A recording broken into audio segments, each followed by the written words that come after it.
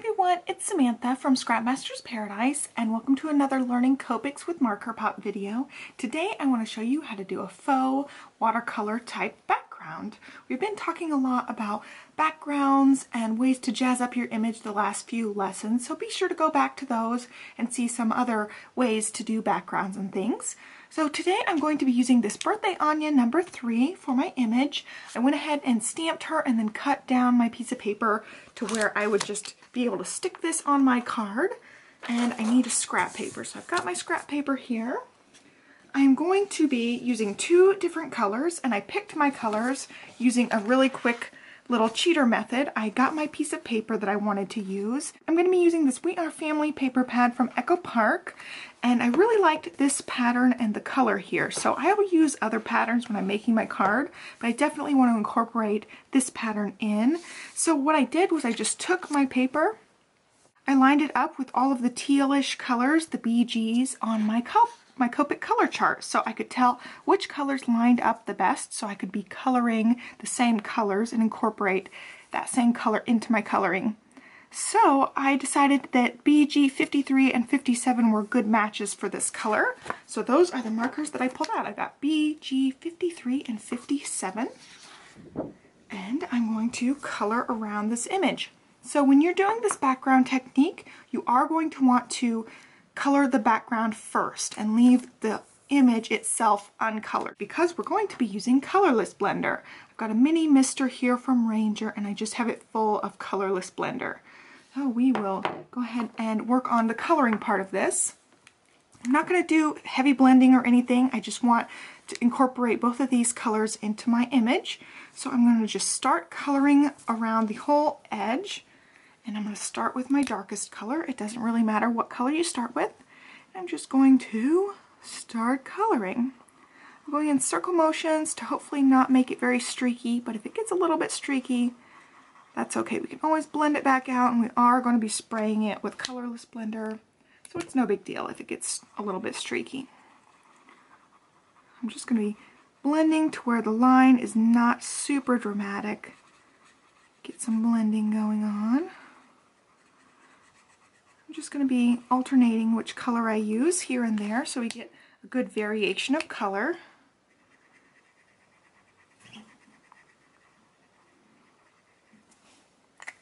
I'm just going back and forth, and I'm going to blend this out with the lighter color, BG 53.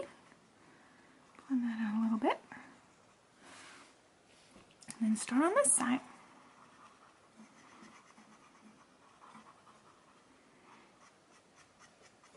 You can alternate between flick strokes, rounded strokes, however you want to blend out your color. See, we're getting a nice variation in color, which is really cool. So already it's starting to look pretty neat, even without the blender. All right, I gotta go back and blend this line out.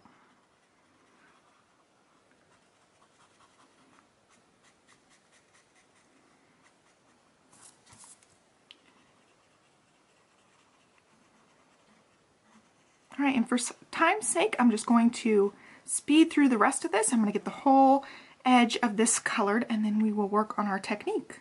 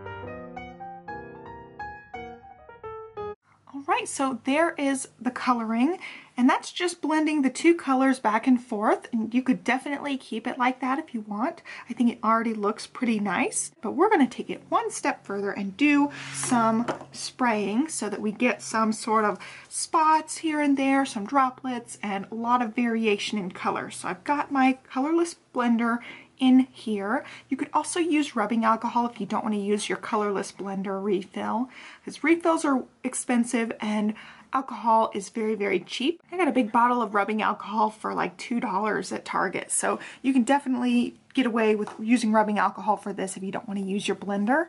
And I'm just going to hold it back quite a bit, and you'll not see my hand on camera because I'm going to be holding it back quite a bit so that I get a really good spray mist and not lots of clumps, hopefully. So I'm just going to spray. I'm about 10 inches away from the picture right now. We'll see how this goes.